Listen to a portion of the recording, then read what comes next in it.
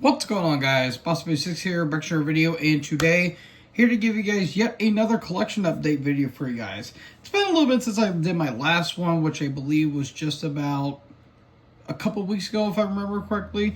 I've been working on this one, and they're one I'm working on right now, as I'm getting some more CDs coming in, but they're from more this year more than anything else. But some pretty good stuff I got here. Most of these are kind of stuff from like the 80s and 90s. I got a couple new ones here as well.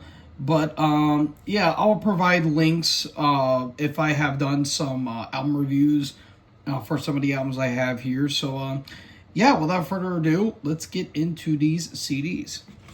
Starting off my first one with a pretty well-known album you guys may have heard of called AC/DC Back in Black.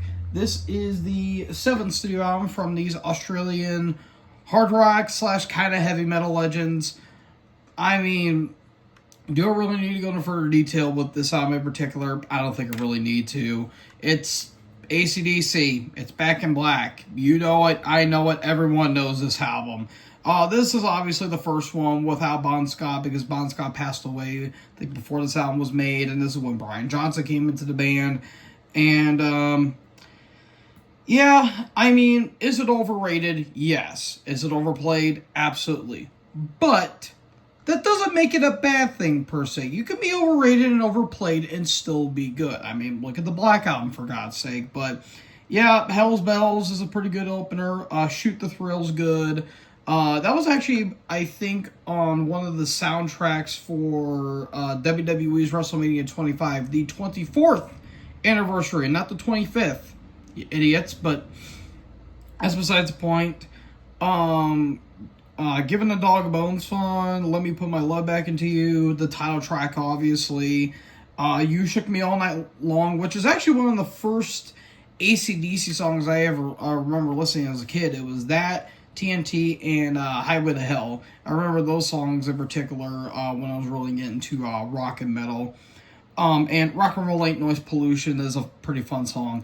Yeah, it's more so of a bar metal album in a way. Like, it's more like if you put the song on a bar, people are going to listen to it. So, I mean, what else do I really need to say about it? I'm willing to bet my good friend Ricky, aka Horror Master, is going to be having a field day with this one, because this, I believe, is his favorite album of all time. So, yeah, Ricky, this is for you, buddy. But, yeah, I mean, it's a classic. It's not one of my all-time favorite albums, but, yeah, it's good. I like it. It's great. Not much more needs to be said. Alright, the next two albums I have are from the same band, and they're from Autopsy. Their debut album, Severed Survival, and their second album, Mental Funeral. So this came out in '89. This is the original version I have here. This doesn't have the alternative album cover. I believe the alternative album cover is actually right there. Oops, it is right there, which I think is pretty nice. I like both album covers. I might prefer this one over this one, but this one's pretty cool as well. This is California Death Doom Pioneers. This is Chris Reifert's project when right after he left Death, because he was on Scream Bloody Gore. And I've been meaning to get into more Autopsy, because I listened to the last album, which was a year-ender for me. So I decided to get this one and their follow-up, Mental Funeral, because they're kind of one and the same, essentially. And I heard they're just exceptional Death Doom. And this album in particular is just so damn good. Reifert's drumming is absolutely fantastic. And I will say this, though. We praise a lot of Chris Reifert's drumming. I feel like he's a pretty underrated vocalist, too. Like, he's got some really nice deep growls I fairly enjoy. Charred Remains, Service for a Vacant Coffin, Disembowels, one of my favorites. I love the bass throughout this entire album. Gasping for Air, Running with Disease, the title track, Critical Mass, Embalmed, Stillborn. There's actually a couple bonus tracks on this album that one of the songs will actually feature on Mental Funeral that I thought was pretty nice. Funeral Reality, Destined to Fester, And In the Grip of Winter, which would actually be on Mental Funeral, which I thought was a little bit interesting. But yeah, this is just some great stuff right here. I absolutely enjoyed this album. This is some damn good stuff right here. I love like the cavernous vibe that this album kind of has for it. It's got that kind of oozy atmosphere that I really dig. Yeah, this is just some great stuff right here. And then Mental Funeral is kind of a continuation of a Severed Survival in a way, but I think this album is a little more doomy and has a little more brutality going for it, which I think is really nice. Twisted Mass, Burnt Decay is awesome. In the Grip of Winter is great. Flesh Crawl, Torn from the Womb is fantastic. Dead, Robbing the Grave. Hole in the Head. I love the drum work on that song in particular. I think in the Grip of Winter, there's some like Black Sabbath like melodies. Like it's kind of their version of the song Black Sabbath. That do do do do do do do do do do do do. It's got like those kind of like evil melodies I really dig. Bonesaw, the title track, Dark Crusade, even the bonus track, Retribution for the Dead, which was one of the first EPs that they done, is really damn good as well. This is just some damn good stuff right here. This is the 09 remaster I have here. I'm trying to see if there's anything else. Alright, Sam. You too. But yeah, this is some damn good stuff right here. This one, Severed Survival, that's just an original copy, but this is a 09 remake that I got, and yeah, it's absolutely awesome. Yeah, not much more needs to be said. It has the Cutler Brothers as well, and Steve and Eric, which I thought was very nice. So, yeah, both these albums kick absolute ass. I think I like this one just a little bit more than Severed Survival, but both of these are just essential Death Doom albums. So, yeah, feel free to check these out. It took me a while for me to get into them, but I finally got them. Great stuff all around. Absolutely recommended. All right, next one I have here is Black Sabbath with the Eternal Idol. This is the 13th studio album from this band. Yes, this is the 13th studio album from the Godfathers of Heavy Metal themselves. I did rank Black Sabbath about 2 years ago on my channel, and feel free to check that out in your own time.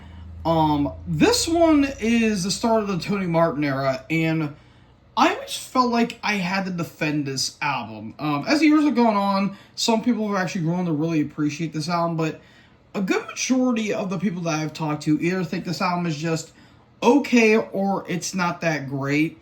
I highly disagree. I honestly think this is one of the best Black Sabbath albums, at least in my personal opinion. And by the way, this is a 2025 reissue that I have because they were doing the whole Anno Domini kind of a box set that they were doing. I might actually get the other albums that isn't just like the slit that I had for the Anno Domini box set, and that way I can actually fit it on my little CD rack that I have. So there's that. But yeah, I always love this album, and there's just some fantastic stuff. And I would dare say this is when they started getting a little more power metal-esque in a way. Like there's some big like power metal like vibes on this album, like Ancient Warrior and Glory Ride in particular. Like that, those are full-on power metal songs. But the opening track, The Shining, is fantastic. That was one of my favorite Sabbath songs.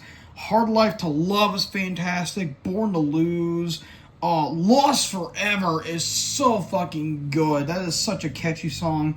But the final track, the title track, might quite possibly be the doomiest thing that Iommi has ever written, at least in Sabbath, because holy shit, that is a doom metal monster that I absolutely adore. And even the bonus track, Black Moon, which would actually be on Headless Cross, is very nice as well. Yeah, this album I think is really damn good, and I'm not sure if I told the story on my my ranking of Sabbath, but the album cover is actually two people. It's not actually statues. It's actually people that got spray painted in bronze, and I think they actually got hospitalized before because apparently they didn't learn their lesson from when they did that to Bill Ward for the Volume 4 album, and yeah, almost the same fate happened to these guys here. But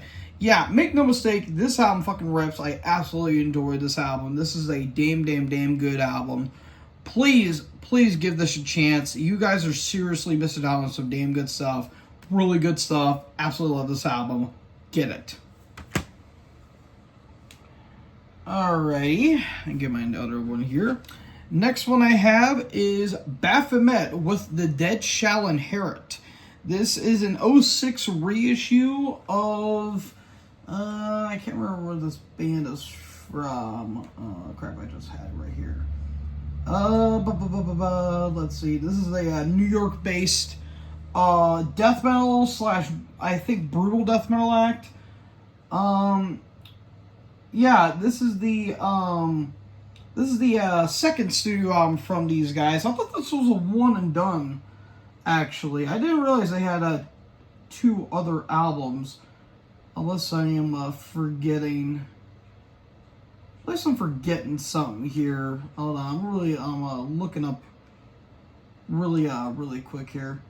No, they actually do have 2 other albums. Okay, so yeah, this is the second album from these New York brutal / old school death metal act. I have not listened to this album because again I thought this was just a one and done. So forgive me for that. But yeah, I guess I'll have to check this out on my own time. They only have 3 albums. Their last one was back in 2012, so maybe I might do a retro review of them because I'm not 100% sure. Is this band still active? It says they're still active, but they haven't really done anything since 2012. They've only done like a compilation of live albums since, so not 100% sure. But yeah, that's my bad, guys. I could have swore this was a one and done album, but yeah, it is not, unfortunately. So yeah, I guess I'll have to check this album out on my own time, and I'll provide an update on when I have listened to it. So yeah, let's see if I actually got a good album right here. So yeah, apologize for not listening to this one. I thought it was a one and done. Next one I have is Bolt Thrower for Victory. This is the 5th studio album from these English death metal, warriors of death metal right here. This is one of my favorite death metal bands of all time. If you guys have seen my Bolt Thrower ranking, you guys know this is one of my favorite Bolt Thrower albums. I believe this is my number 3 behind Realm of Chaos and War Master.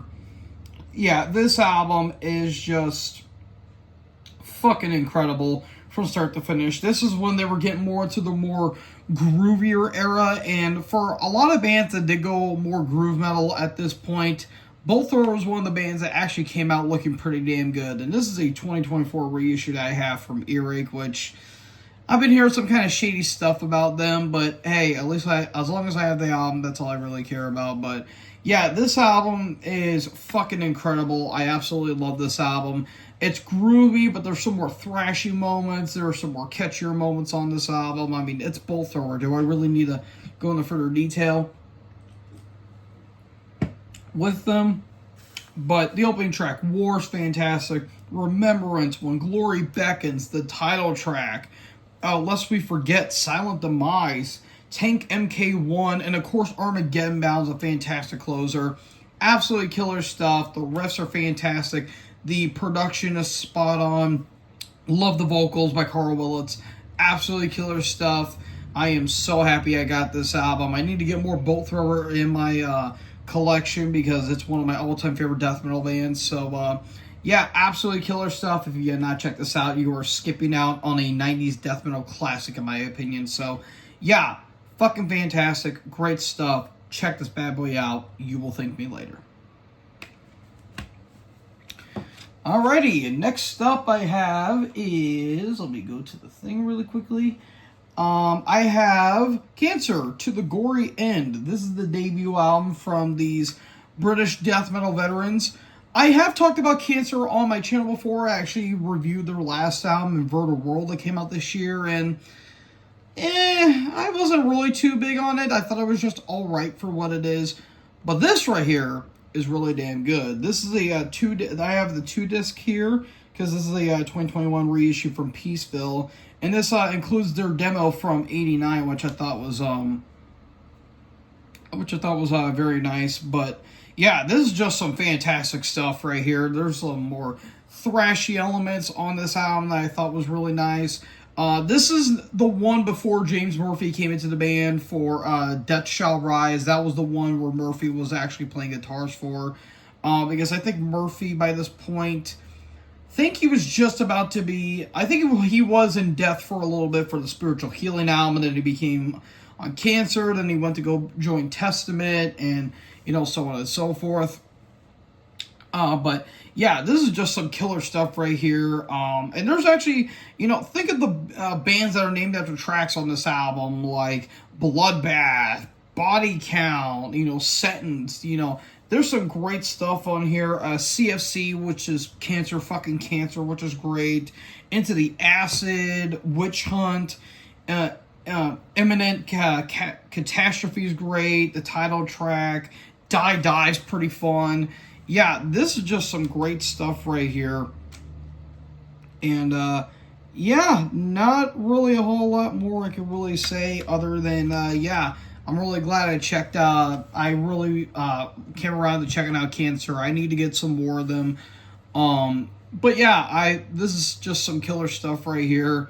And, yeah, I really don't have to say a whole lot. But check this bad boy out. It's really, really, really damn good death metal right there.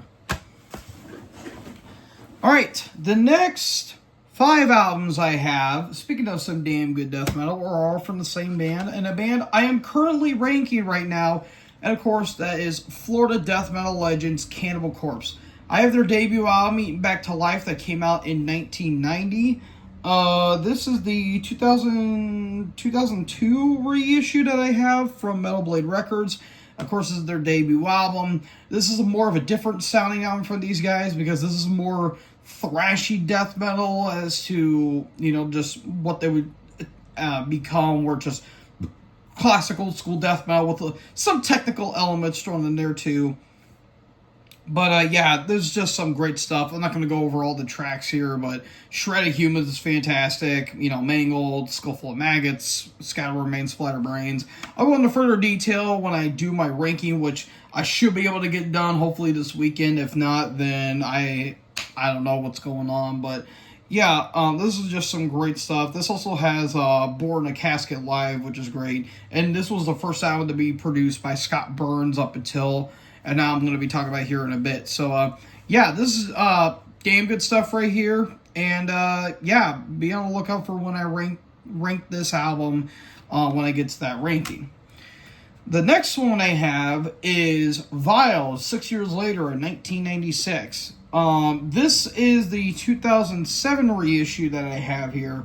And this is a different lineup here because... Barnes is out. Yes, almost literally a little over 5 years later, Barnes is out of the band entirely. This would be the last one to be produced by Scott Burns. And this will be the first one to feature one George Corpse Grinder Fisher that we all know and love today.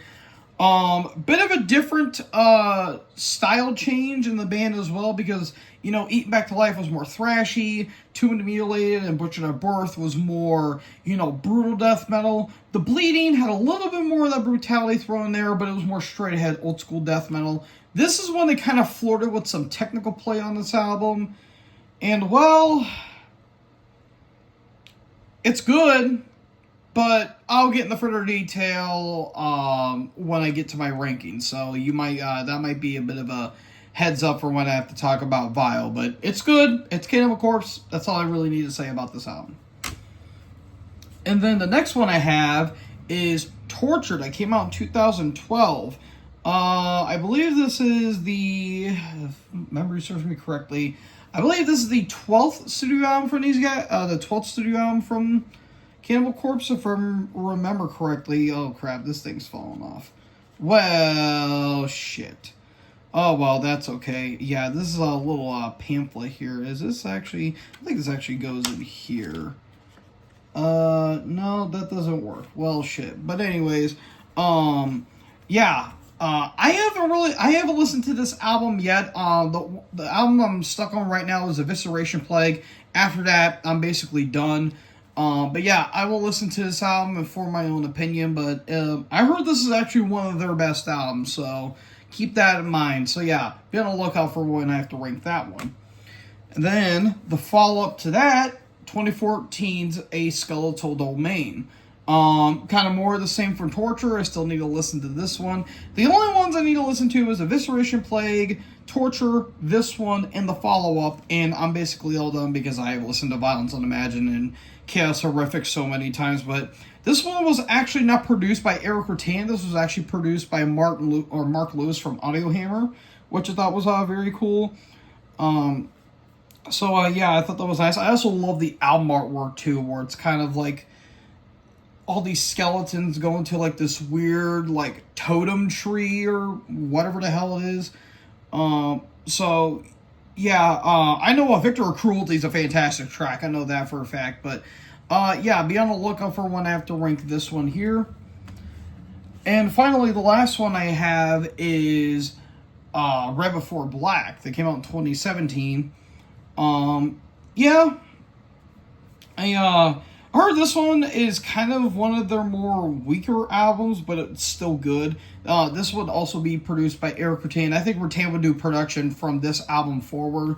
It's just the one with Mark Lewis kind of got that was like the one-off deal for them. But yeah, I heard this one is kind of a divisive one. I heard it's still good, but kind of on the run albums they had there, this was kind of a stop point before they would go on with what they're doing now. But yeah, I'll have to check this one out because again, this is the last one of the last ones I need to check out for my ranking. So be on the lookout for that. But yeah, probably gonna be some good stuff because it's Cannibal Corpse. What else do we really need to say?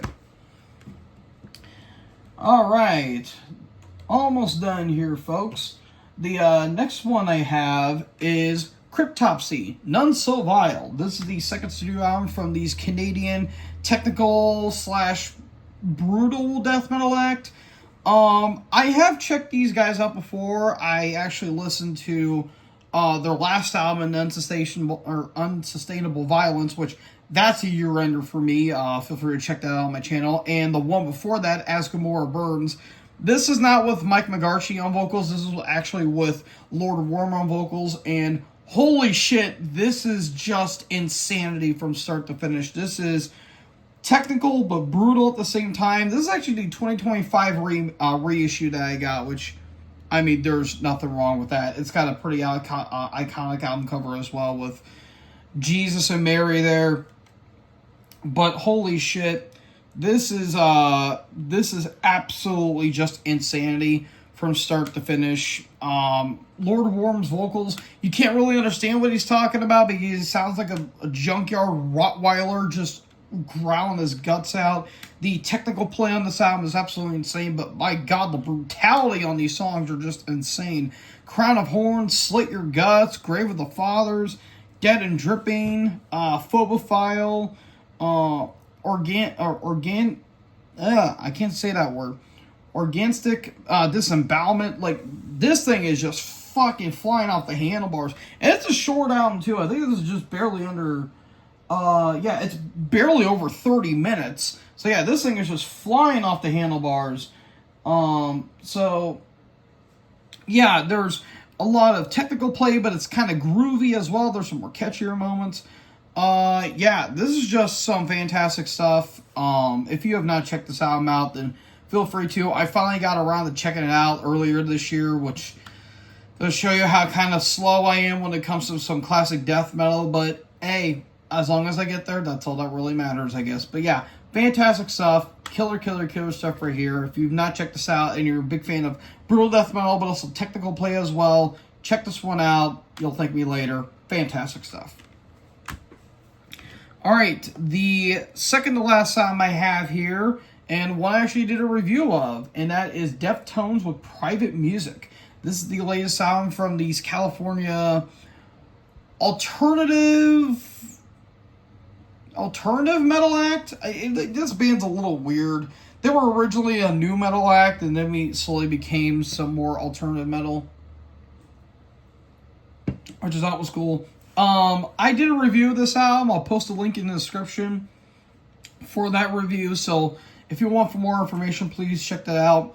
I enjoyed the shit out of this album. I know some people are kind of about it, but I thought this was a fantastic album. There's like those nice kind of lush melodies, but you also kind of get some more like doomier moments and kind of stony moments on this album that I thought was nice. But My Mind's a Mountain's a big standout. I Think About You All the Time, Milk of the Madonna, Depart in the Body.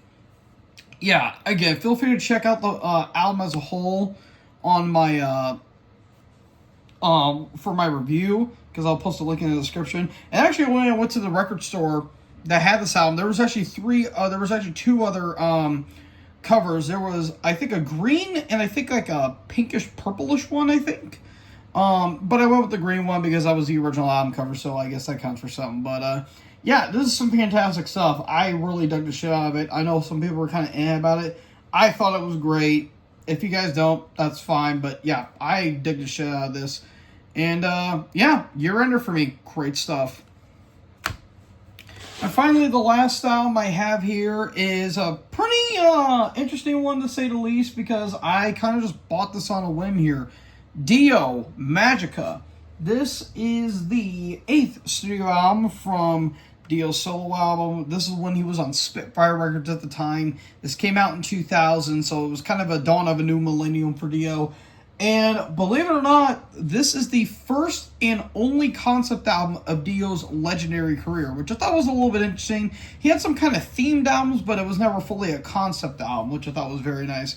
But the concept album here, as I'm looking here on Wikipedia, is the story of Magica. So the concept of this album that was actually, told on the album itself with the Magic story, but here is a short version of it. Magica is the saga of Blessing, another world invaded by dark forces that vaporize people into pure evil energy. The planet saviors are master-apprentice heroes, Ural and Chalice, who must recite a spell from the book of Magica to defeat their foe, Shadowcast, which is the guy on the cover right here. The album is written from the villain's point of view. I took on the evil perspective because I've always written from the anti-perspective. Most people don't think in those terms, so you're freer to create. I let the ending ambivalent. I can't say that word to save my life. Because evil always exists, good doesn't always triumph in the universe balance. The universal balance, I should say. So yeah, this is basically told from the perspective of the villain, which I thought was interesting. So with the concept out of the way, the songs themselves are good. I will say this is one of my least favorite Dio albums, only because the narrative is there, the concept is there. It's kind of executed a little wacky, in my opinion. Like, there's still some great tracks on this album, but it's not really all that cohesive. Like, it's a little scattershot at some points. So, the ambition is there, and I appreciate the ambition, but it didn't really execute all too well for me. But there's still some great songs, like Lord the Last Days got some solid moments, Fever Dreams, Turn to Stone, Feed My Head, Losing My Insanity is pretty fun. Yeah, there's still some decent songs on this album, but as a Dio album, I do appreciate that he actually did a full concept album, but I felt like the journey was better than the destination itself, if you ask me. Still good, there's still ambition there, but not really an album I'm going to go back to anytime soon. So, yeah, that's just all I got to really say about it. It's good. It's Dio. I don't think Dio has a flat-out bad album, if you ask me. I still love Angry Machines, even though that album was very kind of controversial to some people. But, yeah, I still dig this album. I still think it's a good album, but it's one of my least favorite Dio albums. Still good, though. It's Dio. Rest in peace. And that, folks, concludes this collection update. Again, I'm working on another one right now, so hopefully that one doesn't take as long as this one did because, again, I had laptop issues. That thing is finally up and running. So I'm going to be back to making videos with actual thumbnail production. Hooray! So, folks, what did you guys think about these CDs? Let me know in the comment section below. What was your favorite? Let me know down in the comment section below. Make sure you guys leave a like, leave a comment, tap that big red subscribe button, and tap the bell so when I upload, you guys will be notified. Thank you guys so much for watching this video. Most importantly, join the herd. Talk to you guys next video. Peace out.